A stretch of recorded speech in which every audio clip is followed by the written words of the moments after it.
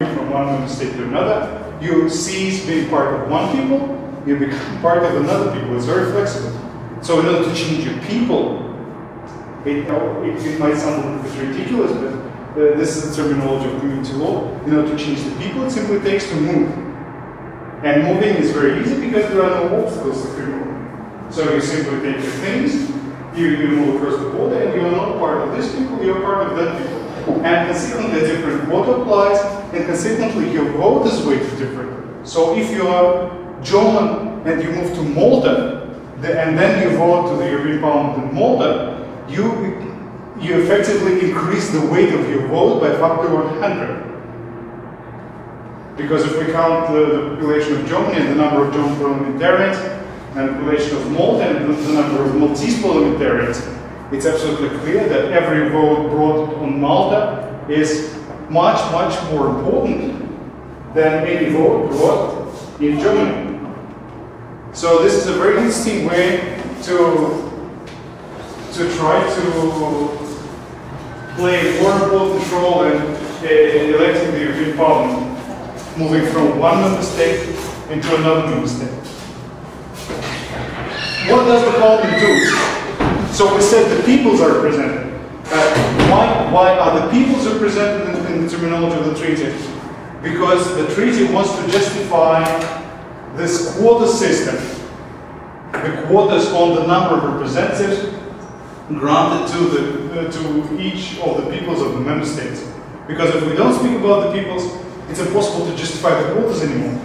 If we don't speak about the peoples, then basically we cannot justify this breach of the democratic ideal of one person, one vote, or the equality of votes. What do they do, the parliamentarians?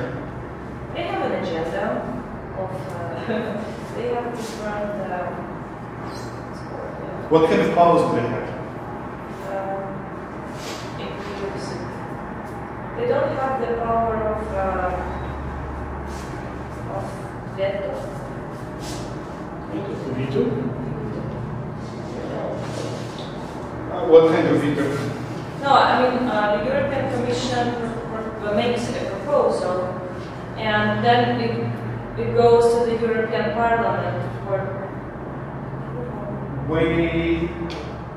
There are 4 lawmaking procedures. You are starting to describe something, and I presume you chose one of the 4 at random, right? Or Yeah, random. Exactly, and you chose the veto thing at random as well, because the powers of the Parliament within every particular procedure depend on the procedure. So there are procedures where the Parliament only has a veto. There are procedures where the Parliament can propose amendments and has a veto. Okay, we continue exploring what citizenship is. We said that citizenship can be defined through rights and through the status.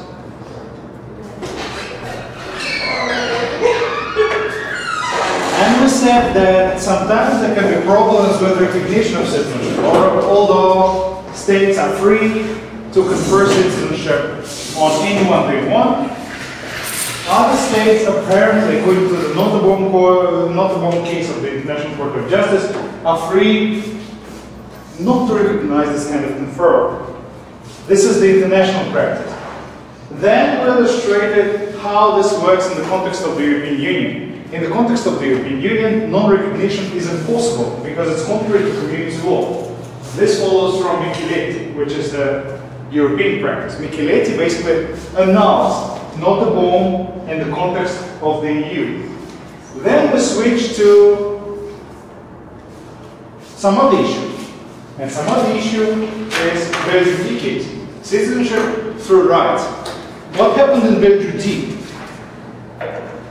A guy lived in France who didn't have any French passport, but he was born in France, his parents were French, he never went anywhere. He had a French citizenship when he was born, but he lost it. He lost it because France got split. Yes. Because Algeria got independence. And he did lots of crime as well. And he was a criminal, so he spent the majority of his adult life in prison. And based on that, and also presuming that the main citizenship right is the right to reside in the country, not to be deported from there. And also, based on the fact that he didn't have French nationality, the French government issued a deportation order. So this guy was asked to leave the country. And obviously he was disappointed. And he brought a case to the European Court of Human Rights in Strasbourg. And the European Court of Human Rights looked at the facts of the case. It looked at the background of this guy, the connections he had in the French society, the connections he had with France, and the possible links that he allegedly had with Algeria, his knowledge of the languages. He was educated in French and was speaking French, but didn't know any Arabic, which is the state language in Algeria.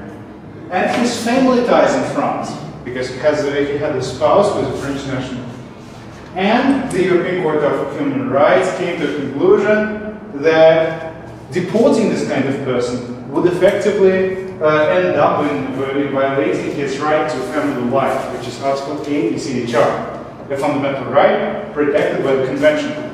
So deporting this guy would violate his rights. And hence, effectively, this guy was granted the right to stay in France and not to be deported from France, no matter how many crimes he commits, although he was not a citizen. So this is actually the first case that enabled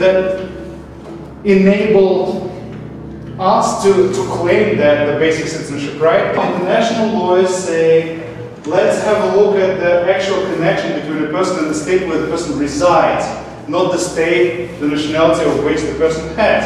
And then, based on the treaty and other cases from different jurisdictions around the state, around the world, well, we can derive this right of enjoying citizenship rights without the fundamental status.